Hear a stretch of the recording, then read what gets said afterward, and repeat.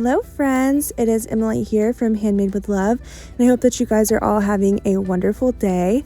In today's video, we are going to be making a quick couple of Memorydex cards, and the collection that I'm using for these are mostly Sweet Story, but I did pull in a couple of other collections like Bloom and Confetti. So you'll definitely see that in the second Memorydex card more than the first one. So I am making these Memorydex cards for Stephanie. You guys have probably already seen the video at this point, but Stephanie and I did a birthday swap because it just so happens that we have the same birthday. So our birthday is August 16th. So you can tell that it has been a while since this video has been sitting in my inventory. I've just needed to do a voiceover and haven't really found the time. So finally getting around to it. But yeah, so this was a birthday swap, and I absolutely adore Stephanie and her style. And so I really wanted to make these special. So you'll see me pulling from older Maggie Holmes collections, which are like sacred in my collection. So I was really happy to be able to use some of that stuff and make it match the Sweet Story collection because I absolutely adore this collection. I think it's so cute. And yeah, I had a lot of fun making these. They actually came together quite quickly. I did find at one point that I had almost too much stuff to work with though, because I had out all of these sticker sheets and all of these chipboards. So I kind of downsized on the second Memorydex card, which you'll see here in a bit. But yeah, you guys can just kind of follow along and watch what I'm doing. It's nothing super crazy. I did make the Memorydex cards off camera. So I have a Memorydex die from Heidi Swap that I got off of scrapbook.com. I'll try to remember to link that in the description for you if you guys are looking for your own. But yeah, it's been really easy to make the Memorydex cards now that I actually have a cutout. Before I was making them, I was just kind of guesstimating on where the holes would be. There's a couple of tutorials out there for how to make your own Memorydex cards without a die or without a punch. So if you just Google it or look it up on YouTube, you can find some stuff. And that's pretty much what I did to make my own. But now I have a die. So yeah, I've enjoyed it a lot more now, and I'm making more of them because of that reason. So yeah, it's not anything too difficult to do. I just run it through my little manual die cutting machine, and I do like to add stitching on them, and for two reasons mainly. Number one, it looks really cute, and even if you end up covering it up like I usually do, it's nice to have the little pop of gold or pink or white, whatever color you do your stitching with. I always think that looks really nice. It kind of almost makes it look a little bit more professional too. And the second reason is because it adds this extra layer of sturdiness to the Memorydex cards because of that stitching.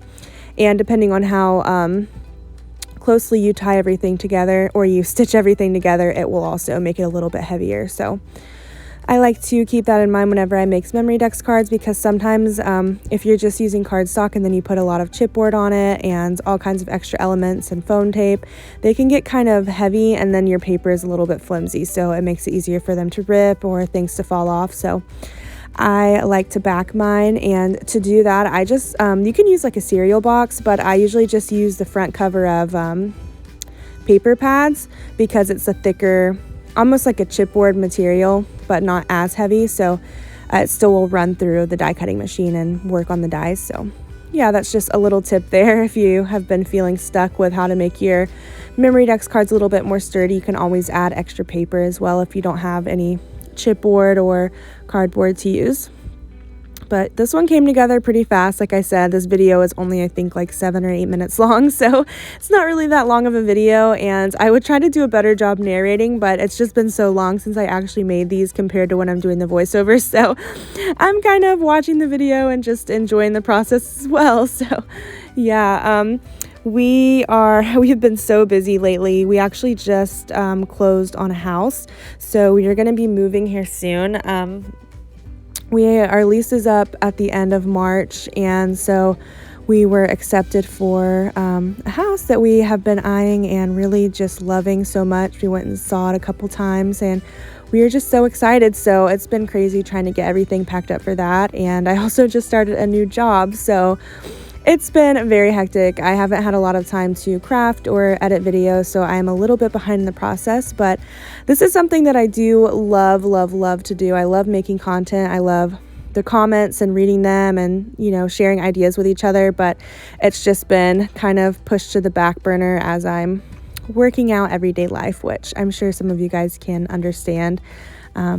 Sometimes other things have to come first, despite how badly we want to craft and use things up and play with pretty collections. But yeah, so that is I think that this is almost towards the end of the first one. I'm just adding some pom-poms here last minute.